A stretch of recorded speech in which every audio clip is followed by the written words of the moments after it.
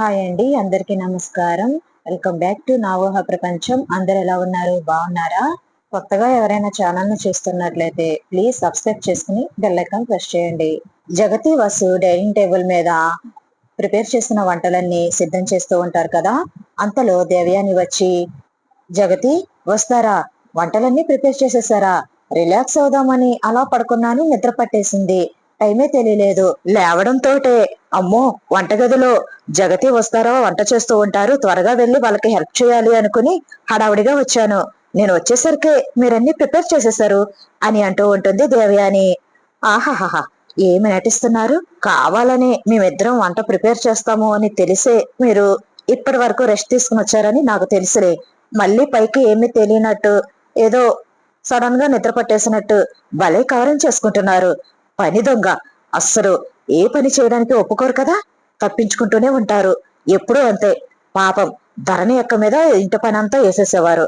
ఇప్పుడేమో మేము దొరికాం ఫ్రీగా అత్తా కోడళ్ళం, మా మీద వేసేసారు. ఈ రోజు మేము గెస్ట్లం, ఆవిడ చేత్తో వండి పెట్టాలి, అంతేగాని మేమే గెస్ట్లం అయ్యుండి మేమే వండుకుని తినాల్సి వచ్చిన కర్మ. ఎప్పుడు ధరణి అక్క చేసిన వంటలు, మేం చేసిన వంటలు ఈవిడ గారు ఎప్పుడు వండి పెడుతుందో అందరికి అని అనుకుంటూ గుర్రుగా కోపంగా చూస్తూ ఉంటుంది వసు దేవయాని వంక.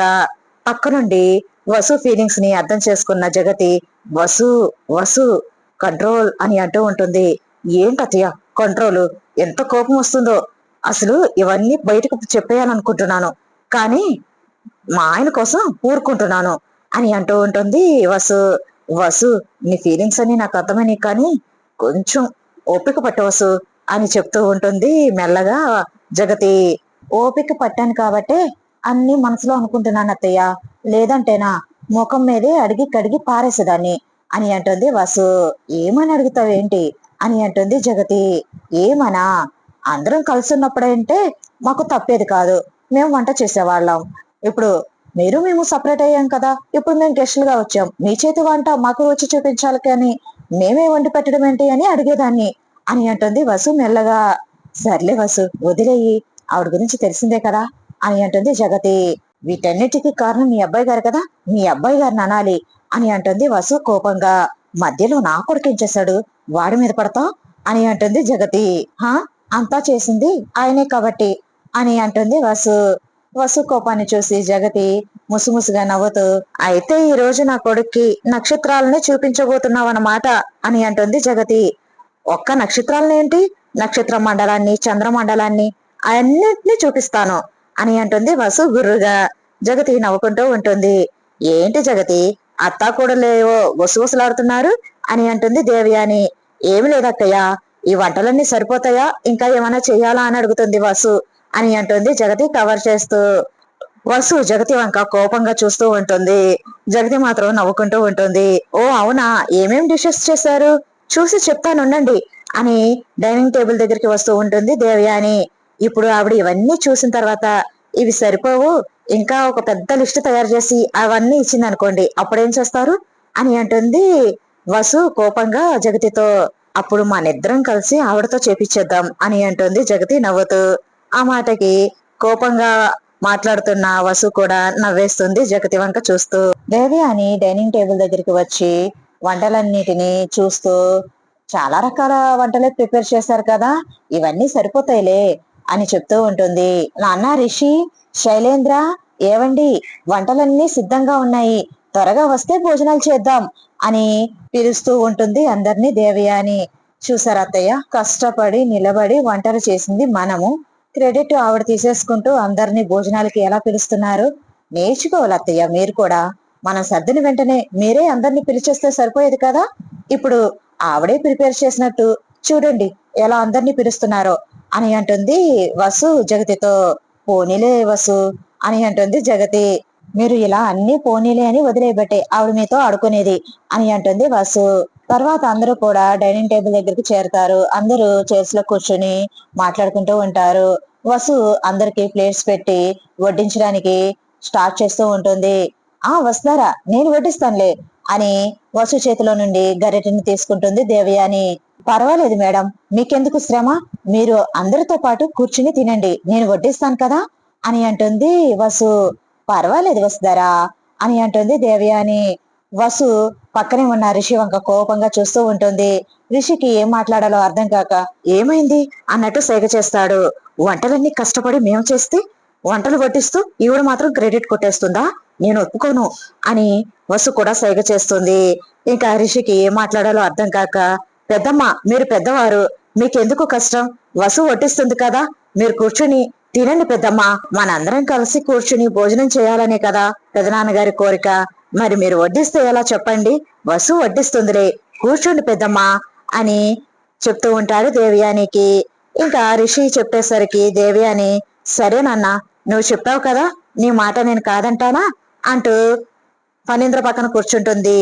వసు అందరికీ కూడా వడ్డిస్తూ ఉంటుంది. అందరూ కూడా వంటలు చాలా బాగున్నాయని తింటూ మెచ్చుకుంటూ ఉంటారు.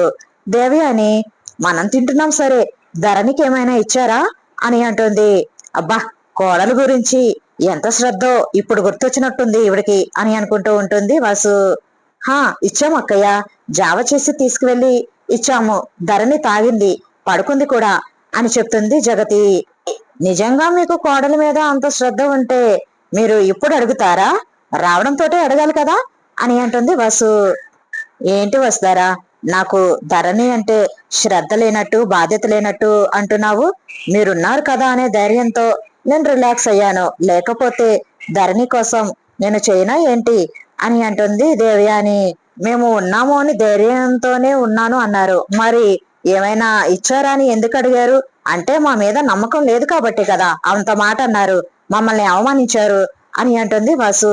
మీరు ఏ ఉద్దేశంతో అన్నా నాకు మాత్రం ఇలానే అర్థమైంది మేడం అని అంటుంది వసు. హే పోనివే, ఎందుకంత ఫ్రస్ట్రేట్ అవుతావు అని అంటాడు రిషి సైగ చేస్తూ. ఇప్పుడు మీ పెద్దమ్మకి అవుతుంది డోసు, తర్వాత మీకే పడుతుంది డోసు అని సైగ చేస్తుంది వసు. అమ్మో, మళ్ళీ నా మీద పడతావా, బాబోయ్, తనకి ఇష్టం లేకుండా తనకు చెప్పకుండా మాటిచ్చేశాను అని ఈ ఇంటికి వచ్చిన దగ్గర నుంచి తెగ ఫ్రస్ట్రేట్ అయిపోతుంది. భోజనం చేసిన తర్వాత వసు కోపాన్నంతా పోగొట్టాలి అని అనుకుంటూ ఉంటాడు రిషి. దేవి అని భోజనం చేస్తూ ఆలోచించుకుంటూ ఉంటుంది. ఈ రోజు అంటే వసుధర జగతి ఇద్దరు ఉన్నారు కాబట్టి సరిపోయింది. ఇంటి పని అంటే పని మనిషి చూసుకుంటుంది, వంట పని రేపటి నుండి నేను చెయ్యాలంటే నా వల్ల కాదు. అమ్మో, మొన్నటి వరకు ధరణి ఉంది కాబట్టి సరిపోయింది, ధరణికి అప్పచెప్పేశాను, ఇప్పుడు ధరణి కొన్ని రోజుల వరకు రెస్ట్ తీసుకోవాలి, ఇప్పుడు ఏం చేయాలి ఏమీ అర్థం కావడం లేదు. పెద్ద కోడలి హోదాలో అందరి మీద పెత్తనం చలాయిస్తూ వంటగదికి దూరంగా ఉన్నాను ఇన్నాళ్ళు, ఇప్పుడు వంటగదిలోకి వెళ్ళాలంటే భయంగా ఉంది, అందులోనూ వంటంతా నేనే చేయాలంటే చాలా కష్టంగా కూడా ఉంటుంది, కాబట్టి ఈ వసుధారాని ఎక్కడుంచే ప్లాన్ చేయాలి అని అనుకుంటూ వసుధార వంక చూస్తూ ఆలోచించుకుంటూ ఉంటుంది దేవయాని. రిషి, నా కోరిక తీర్చినందుకు నీకు చాలా చాలా థ్యాంక్స్ రిషి అని చెప్తూ ఉంటాడు ఫణీంద్ర. అయ్యో పెదనాన్న, దీనికి థ్యాంక్స్ ఎందుకు అని అంటాడు రిషి.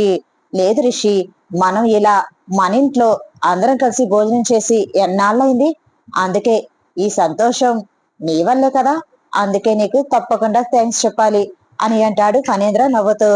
అయ్యో ఊరుకోండి పెదనాన్న, ఇది శైలేంద్ర అన్నయ్య వల్లే, ఎందుకంటే శైలేంద్ర అన్నయ్యకి బాబు పుట్టాడు కదా, ఆ సందర్భం వల్లే కదా మనందరం ఇలా మీట్ అయ్యగలిగాం అని అంటాడు రిషి.